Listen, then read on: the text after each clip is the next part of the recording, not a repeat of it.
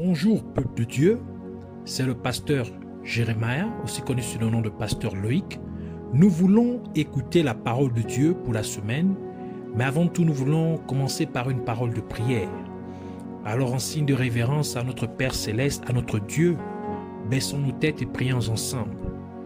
Père Dieu Tout-Puissant, Dieu de gloire, Dieu fidèle, Dieu amour, merci pour cette marque de fidélité et d'amour que tu nous montres encore une fois de plus en nous permettant de venir encore dans ta présence. Nous venons nous humilier ainsi au-devant de toi, implorant ta compassion, ta miséricorde, ton pardon pour tout ce que nous avons fait, dit et pensé qui ne t'a point honoré, glorifié. Que tu puisses ainsi nous laver, purifier, sanctifier par ton sang, que tu puisses purger notre conscience de teuf morte, de teuf inutile, afin que nous venions à te servir comme il se doit. Nous prions afin que tu prennes le contrôle de ces moments, que tu nous captives par ta vérité, ta parole, que tu nous amènes dans les profondeurs de la révélation de qui tu es, et que tout ce qui se lève et s'oppose à la révélation de ta parole, à la connaissance de ta parole, soit lié et chassé dans les gouttes de l'enfer au nom de Jésus-Christ. Nous proclamons que Jésus-Christ est Seigneur et qu'à la mention du nom de Jésus-Christ, tout genou dans les cieux, sur la terre et sous la terre fléchira et que toute langue confessera que Jésus-Christ est Seigneur à la gloire de Dieu le Père. Que tu sois élevé pour toujours et à jamais au nom de Jésus-Christ. Amen. Alors, nous allons prendre nos passages des Saintes Écritures dans le livre d'Exode, Exode chapitre 31, verset 18 et Exode chapitre 34, verset 1. Alors, nous lisons la parole de Dieu au nom de Jésus-Christ. Lorsque l'Éternel eut achevé de parler à Moïse sur la montagne de Sinaï, il lui donna les deux tables du témoignage, table de pierre, écrite du doigt de Dieu. Exode 34, verset 1. L'Éternel dit à Moïse, taille deux tables de pierre comme les premières, et j'y écrirai les paroles qui étaient sur les premières tables que tu as brisées. Que le Seigneur bénisse sa parole, qu'elle vienne pleine de grâce, de vie, de révélation, de faveur et de bénédiction au nom de Jésus-Christ. Amen. Alors pour cette semaine, le Seigneur voudrait nous parler de Dieu ordonne à Moïse de tailler deux tables de pierre. Alors le titre de notre enseignement pour cette semaine est Dieu ordonne à Moïse de tailler deux tables de pierre. Après que Dieu eut délivré le peuple d'Israël de leurs 400 ans d'esclavage en Égypte par l'intermédiaire de Moïse, ils arrivèrent au mont Sinaï, où ils campèrent pendant plusieurs jours, car Dieu avait appelé Moïse au sommet du mont Sinaï. Et Moïse passa 40 jours dans la présence de Dieu, recevant les deux tables des 10 commandements, écrits par Dieu lui-même. Mais pendant que Moïse était dans la présence de Dieu au sommet du mont Sinaï, le peuple d'Israël fit un veau d'or et il l'adorait, déclarant que c'est le Dieu qui les avait libérés de l'esclavage d'Égypte. Ainsi, ils attribuèrent les exploits de Dieu à un objet fabriqué par l'homme. Quelle offense à Dieu! Et comme Dieu dit à Moïse ce que faisait le peuple d'Israël, Moïse descendit et quand il vit le peuple commettre l'idolâtrie, il jeta ainsi les deux tables des 10 commandements que Dieu lui avait données et elles se brisèrent et la terre s'ouvrit et engloutit les gens qui commettaient ce grave péché contre Dieu. Et après cet événement tragique, Dieu appela à nouveau Moïse pour qu'il monte au sommet du mont Sinaï. Et Moïse passa encore 40 jours dans la présence de Dieu. Mais cette fois-ci, Dieu demanda à Moïse de tailler 2 tables de pierre au lieu de les donner à Moïse comme Dieu le fit la première fois. Et nous pouvons ainsi voir que Dieu ne veut pas que ses commandements ou sa parole soient écrits sur quoi que ce soit d'autre, mais seulement sur la pierre ou le rocher. Parce que Jésus-Christ est appelé le rocher des siècles ou le rocher des âges. Ésaïe chapitre 26 verset 4 dit: Confiez-vous en l'Éternel à perpétuité, car l'Éternel est le rocher des siècles. Cela signifie tout simplement que Dieu ne veut pas que sa parole soit autre chose que Jésus-Christ. En d'autres termes, il n'y a pas d'autre parole de Dieu que Jésus-Christ, car Jésus-Christ est appelé la parole de Dieu telle que le livre d'Apocalypse chapitre 19 verset 13 nous le dit, en disant: et il était revêtu d'un vêtement teint de sang, ici faisant référence à Jésus-Christ. Son nom est la parole de Dieu. Jésus-Christ est donc le fondement de notre foi, car il est la parole de Dieu. Et la foi vient en écoutant la parole de Dieu, comme le dit le livre de Romains chapitre 10 verset 17 qui dit: ainsi la foi vient de ce qu'on entend, et ce qu'on entend vient de la parole de Dieu. Par conséquent, Jésus-Christ est la pierre angulaire de notre foi. Il est le pilier de notre foi. Et c'est pourquoi le livre d'Hébreux dit ce qui suit dans Hébreux chapitre 12 verset 2 qui dit: ayant les regards sur Jésus, le chef et le consommateur de notre foi. D'autres versions dit le commencement, donc l'auteur et le finisseur de notre foi. Et c'est donc la raison pour laquelle Dieu ordonna à Moïse de tailler 2 tables de pierre comme les premières que Dieu lui avait données, car ces 2 tables de pierre représentent Jésus-Christ, qui est appelé le rocher des siècles. Et le livre de 1 Corinthiens décrit clairement Jésus-Christ comme étant le rocher en déclarant dans 1 Corinthiens chapitre 10 verset 4: et qu'ils ont tous bu le même breuvage spirituel, car ils buvaient à un rocher spirituel qui les suivait, et ce rocher était Christ. Ainsi, lorsque Moïse descendit du sommet du mont Sinaï vers le peuple d'Israël, Moïse descendit avec les 2 tables des 10 commandements de Dieu. En d'autres termes, Moïse est descendu avec Jésus-Christ entre ses mains. Moïse est donc descendu pour donner Jésus-Christ au peuple.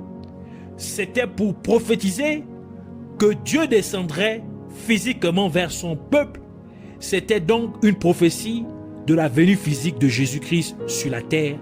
Et c'est pourquoi le livre de Jean dit, dans Jean chapitre 1 verset 1 et verset 14, qui dit: au commencement était la parole, et la parole était avec Dieu, et la parole était Dieu. Et la parole, verset 14, et la parole a été faite chair, et elle a habité parmi nous, pleine de grâce et de vérité, et nous avons contemplé sa gloire, une gloire comme la gloire du Fils unique venu du Père. Ainsi, le fait que Moïse soit descendu parmi le peuple d'Israël avec les 2 tables de pierre contenant la loi de Dieu, c'était pour prophétiser que la parole de Dieu descendra physiquement en la personne de Jésus-Christ pour habiter parmi le peuple de Dieu. Et Jésus-Christ a dit dans Matthieu chapitre 16, verset 18. Et moi, je te dis que tu es Pierre, et sur cette pierre, je bâtirai mon église. Et les portes du séjour des morts ne prévaudront point contre elle. En d'autres termes, sur ce rocher, Jésus veut bâtir son église. Et sachant que Jésus-Christ est le rocher, ainsi, Jésus-Christ veut bâtir son église sur lui-même. En d'autres termes, Jésus-Christ doit être le fondement sur lequel son église est bâtie. Et parce que Jésus-Christ est la parole de Dieu, cela implique simplement que l'église de Jésus-Christ doit être bâtie sur la parole de Dieu. Cela signifie qu'en tant que croyants en Christ, nous devons vivre selon la parole de Dieu.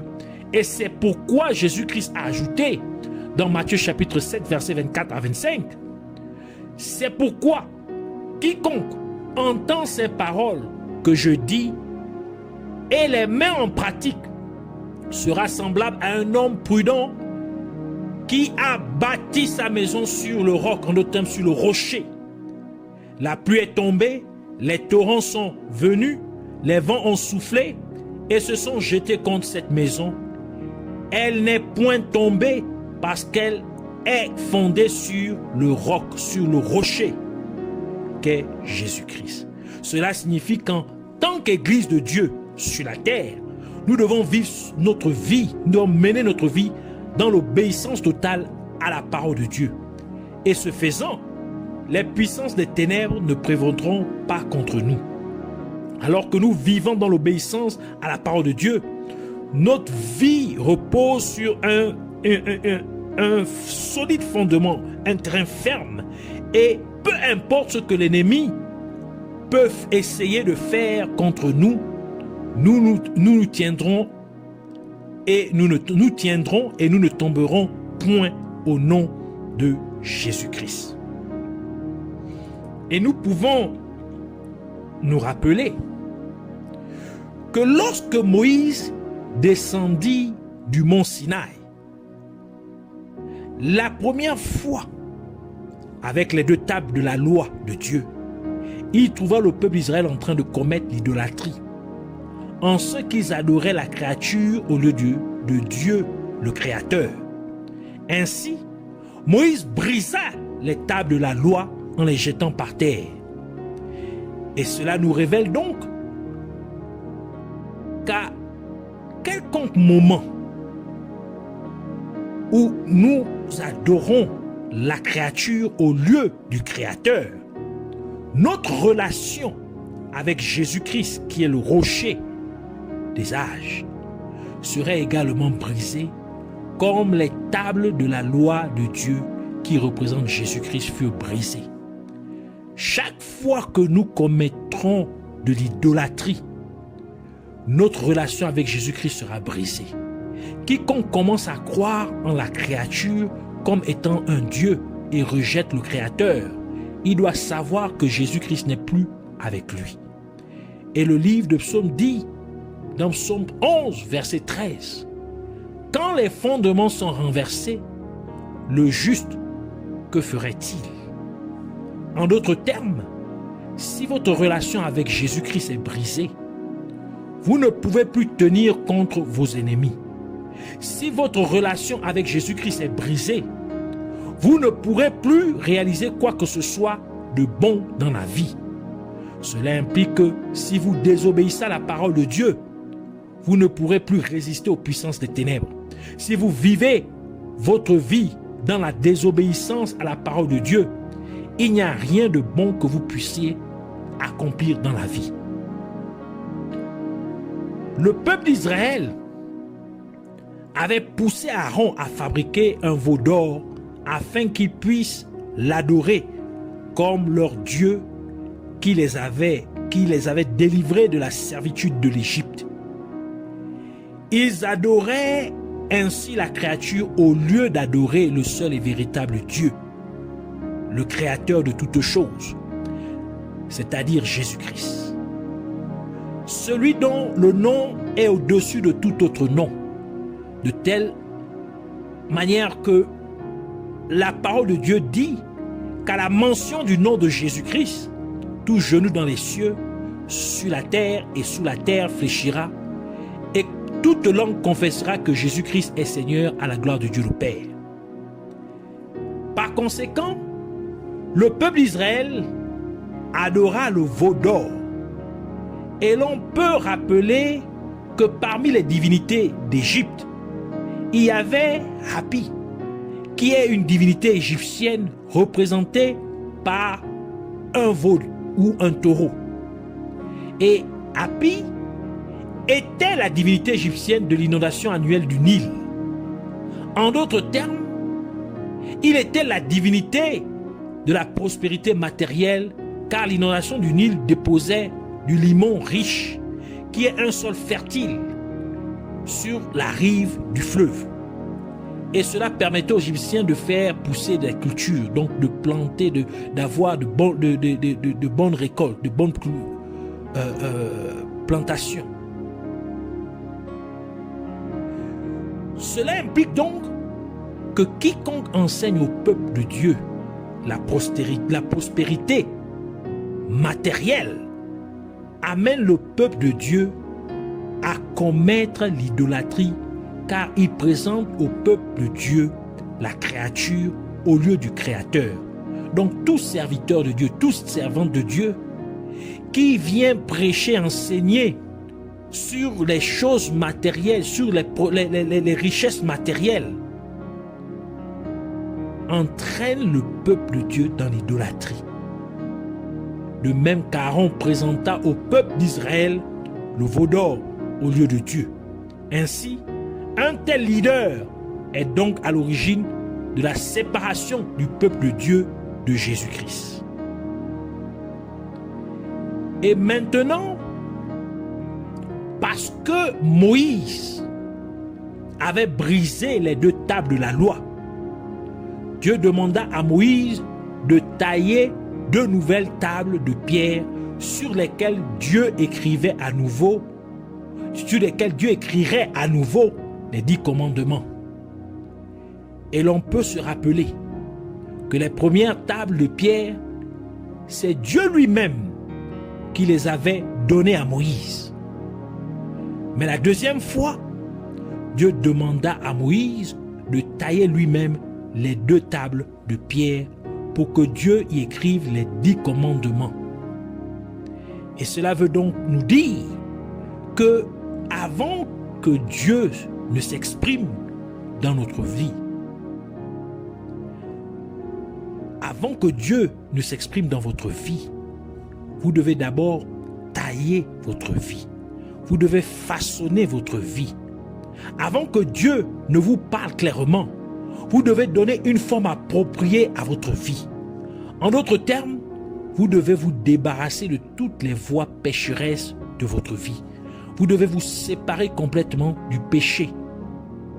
Donc, taillez votre vie en rejetant le mensonge, en rejetant l'immoralité sexuelle, en rejetant l'impudicité, en rejetant le lesbianisme, l'homosexualité, en rejetant de votre vie le vol, les orgies, tout ce qui est impur, toute forme d'idolâtrie, en rejetant les fétiches, la sorcellerie. Tout cela, vous devez rejeter loin de votre vie. Taillez votre vie comme les 2 pierres que Dieu avait taillées, qui représentent Jésus-Christ. Donc que votre vie soit l'image de Jésus-Christ. De la même manière que l'apôtre Paul déclara que imitez-moi comme moi-même je suis imitateur de Christ. Et Dieu nous a créés afin que nous soyons à l'image de son Fils. Donc à l'image des 2 premières pierres, donc de la parole de Dieu, qu'est Jésus-Christ. Ainsi, nous voulons prier pour dire: merci Père Céleste, Yahweh, le seul et véritable Dieu. Merci pour la révélation de ta parole. Merci de me bénir avec la vérité qui est ta parole. Et je prie à ma Père, au nom de Jésus-Christ, afin que tu me pardonnes pour que chaque fois que tu me pardonnes, pour chaque fois que j'ai rompu ma relation avec toi en désobéissant à ta parole. Je te prie donc de me laver, de me sanctifier avec ton eau de purification et avec ton sang, au nom de Jésus-Christ. Et puisses-tu, s'il te plaît, restaurer ma relation avec toi, Seigneur Jésus-Christ. Et alors que ma relation avec toi est rétablie, est restaurée, je prie, Seigneur Jésus-Christ, pour que tu m'aides à vivre selon ta parole chaque jour de ma vie, mettant en pratique ta parole, que je ressemble à ta parole. Puisses-tu donc être le fondement sur lequel ma vie est bâtie, et qu'aucune porte du séjour des morts ne puisse prévaloir contre moi au nom de Jésus-Christ. Qu'aucune puissance des ténèbres ne puisse se dresser contre moi au nom de Jésus-Christ.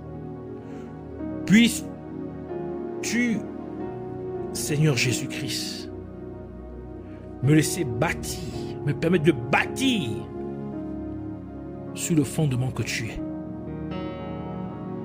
Toi, le rocher des âges, Seigneur Jésus-Christ, afin que je puisse accomplir beaucoup de bonnes choses dans ma vie. Merci, Père Céleste, Sauveur Tout-Puissant, Père glorieux. Merci de m'avoir écouté et de m'avoir exaucé. En conséquence, puisses-tu donc recevoir toute la gloire et toute la louange pour toujours et à jamais, au nom de Jésus-Christ. Amen.